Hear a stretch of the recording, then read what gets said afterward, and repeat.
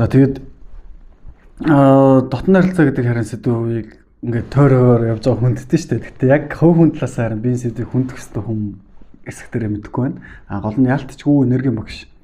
Урт наслуулах тэр тэг ингээд зөв соёлыг заах байгаа, эрүүл мэнд заах байгаа гэвэл яалтчгүй энэ сэдвийг ингээд тойрохгүй дайрах хэрэгтэй болж байгаа. Яагаад гэхээр энийг аливаа асуудлыг мөн чанараар нь хардаг, худлаа цэмцэрхдэг, тэгсэн мөртлөө амьдрал дээрээ бүтлэхүү гаруудыг бодвол яг үнэхээр амжилттай явж байгаа хүн болгон энэ сэдвийг ямар нэг байдлаар бас амжилттай тулах хэрэгтэй байдаг юм аа.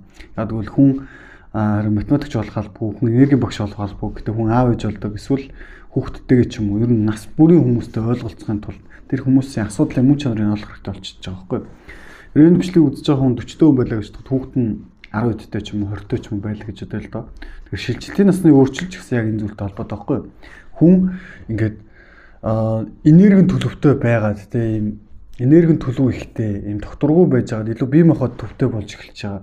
Залуу нас гэдэг тийм байхгүй. Хүүхэд болохоор илүү энерги төвтэй байдаг. Тэгээд буцаад яг ингээд эдэр нас гэх юм уу те яг энэ залуу нас 20 те 13-аас хоошоо те ингээд бэлгийн божилт явагдаад ер нь 20 нас 20-оос 30 нас цаашлал 40 нас ч юм уу яг үр өдмө үлдэх тийм чиглэлд илүү махан бие төвтэй илүү ингээд бүрэн дүүрэн яг жинхэнэ залуу настай амьдрал байгаа даа шүү дээ.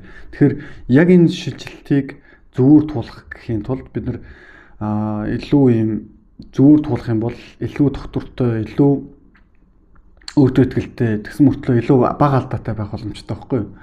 Одоогийн бидний алдааны мөн чанар нэг яагаад байгаа юм бэ гэхээр бид нар алдаануудаа дандаа биеэрээ хийгээд байгаа. Тэрс мэддэггүй сэдвээ мэддэг юм шиг ярьж байгаа, дүр өсгөж байгаа.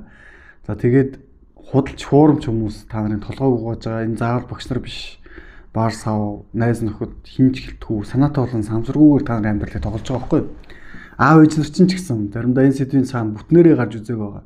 Тэгэхээр яг бүтнээрээ гарч үзсэн хүмүүс байвал яг хэн байд юм бэ гэхээр мэдээж яг тодорхой хэмжээний гэр бүлээ доктортой авч явж байгаа хүнийг хэлж болох байх. Гэхдээ яг одоогийн миний өнөөдрийн ярьж байгаа сэдвээр болохоор тэр том багш нар гэсэн ер нь бол энэ сэдвийг яг зөвөр ялаад дандаа маратналаг байдлаар биш илүү оюун ухаанлаг, илүү хүч чадалтай байдал руу бэлгийн энерги хургаас орсон учраас тийм хүнд баймгүй өндөр түвшний чадалтай байна гэж үздэг юм аа. Энэ онол бол яг шинэ онол биш, хуучин ч гэсэн байдаг байсан онол. Гол нь яг та эд залуу насндаа бол яг оюун ухааны төвд ч хөгжин, зүрхтлийн хувьд ч хөгжингөө аратналаг биш байдлаар хүч чадлаа болоод хажуугаар нь хосын амьдралаа ч гэсэн үр өдмөө үлдээнгээ ингээ авах боломжтой.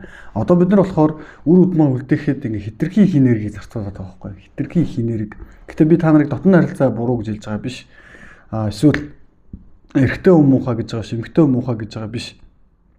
Гол нь энэ дүүрэн байдал, сэтгэл санааны дүүрэн байдал, энергийн алдагдал бага байх гэдэг зүйлийг л ойлгочих юм бол одоогийн бидний энэ зэрлэг бүдүүлэг байдал, хоосорлол гэдэг зүйл нас насандаа алга болчих юм аа.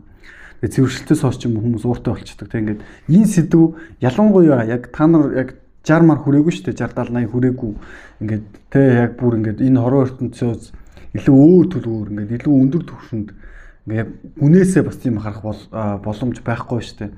Илүү яг юм сүнслэг төвтэй гэсэн үг. Нас явах хэрээр бол хүн илүү сүнслэг төвтэй болдог байхгүй юу?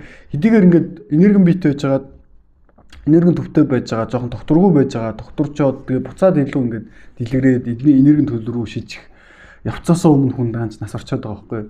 40 50 60 нас бол уул нь бол тийм. Даач эсвэл тэр нас хүнд хүрсэн ч гэсэн бас мундаг гэж ойлгож болохгүй. Тэр нас хүртлээ юм буруу зүйлсээр өөрийгөө хүлчээд байгаа гэх юм уу? Тэгэхээр яг би яг амар гомдломтгой, шүүмжлэмтгэй болохоор яг энэ сэдвийг ярьдаг биш. Зүгээр үнэхээр яг бодтой нүдээр харуул яг ийм байгааг нь олж харах боломжтой. Гэхдээ энэ дээр болохоор гомдлоо сууж байгаа хүнээс ялгаатай нь юм бэхээр шийдэл яриад байгаараа л ялгаад байхгүй.